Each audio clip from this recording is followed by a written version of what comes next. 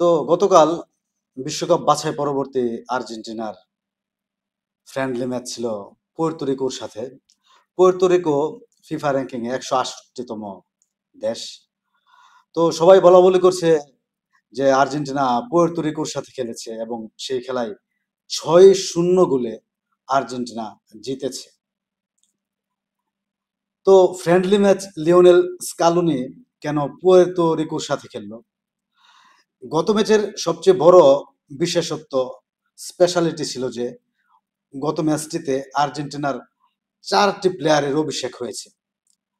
একজন স্ট্রাইকিং পজিশনে Jose Lopez, যে ব্রাজিলের ক্লাব পালমেরাসে খেলে।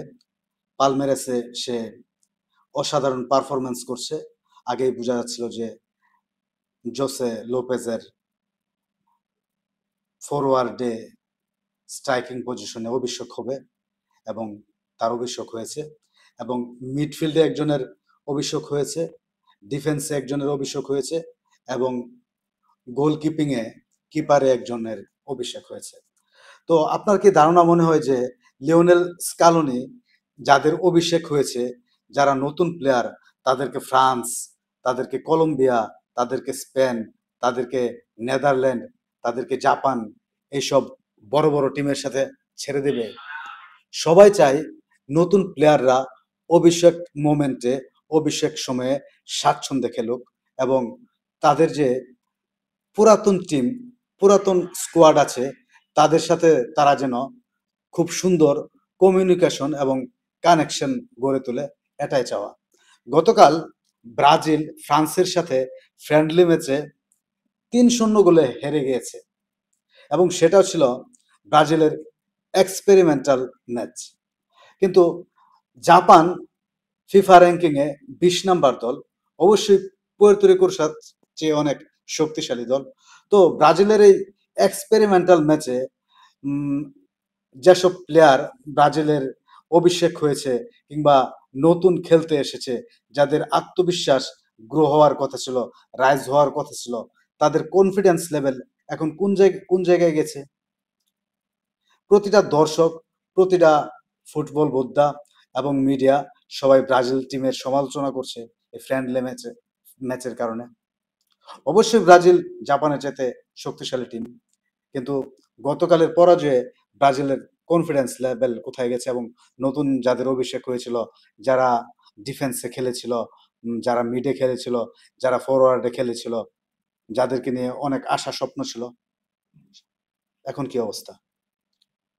তো আমরা দেখেছি লিওনেল স্কালোনি সবসময় ফ্রেন্ডলি ম্যাচে এবং প্রস্তুতি ম্যাচে ছোট ছোট দলের সাথে খেলে।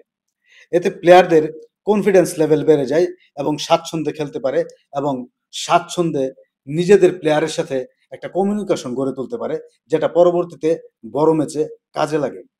তো আরেকটা কথা বলতে চাই, আর্জেন্টিনার বড় ম্যাচে কাদের সাথে প্রমাণ করার দরকার ছিল? আর্জেন্টিনা তো বড় ম্যাচে সবাইকে হারিয়ে এসেছে। স্পেনকে হারিয়েছে, ব্রাজিলকে হারিয়েছে, জার্মানিকে হারিয়েছে, ফ্রান্সকে হারিয়েছে, কলম্বিয়াকে হারিয়েছে, উরুগুয়েকে হারিয়েছে, কিছুদিন আগে ব্রাজিলকে ৪-১ গোলে হারিয়েছে। তো বড় ম্যাচে আমাদের আর কি প্রমাণ করার আছে? তো এই ম্যাচে সবচেয়ে যে বিষয়টি আমার কাছে গুরুত্বপূর্ণ মনে হয়েছে, যে আমরা যে লেফট ব্যাক নিয়ে দুশ্চিন্তায় ছিলাম, যেখানে টাগলিয়াফিকুর কেউ রিপ্লেস ছিল না, রিপ্লেস পাচ্ছি না, সেখানে আমরা দেখলাম নিকো গঞ্জালেস, যে লেফট ফরওয়ার্ডে খেলতো, তাকে টাগলিয়াফিকো শিফট করেছে লেফট ব্যাকে। এর আগে একুনাও লেফট উইংয়ে খেলতো ২০২২ বিশ্বকাপে, যে ছিল স্টার।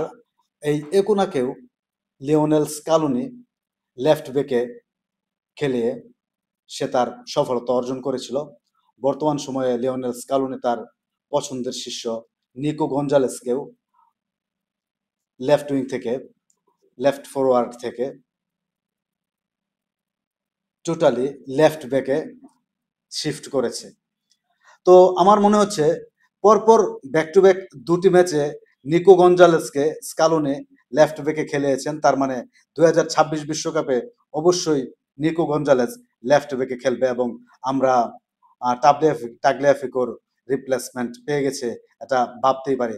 অবশ্য স্কালোনিও বলেছেন যে টাগলিয়াফিকোর রিপ্লেস পাওয়া যাচ্ছিল না এবং নিকো গঞ্জালেজ লেফট ব্যাকে খেলতে সক্ষম, সেজন্যই তাকে লেফট ব্যাকে নিয়ে নিয়েছেন।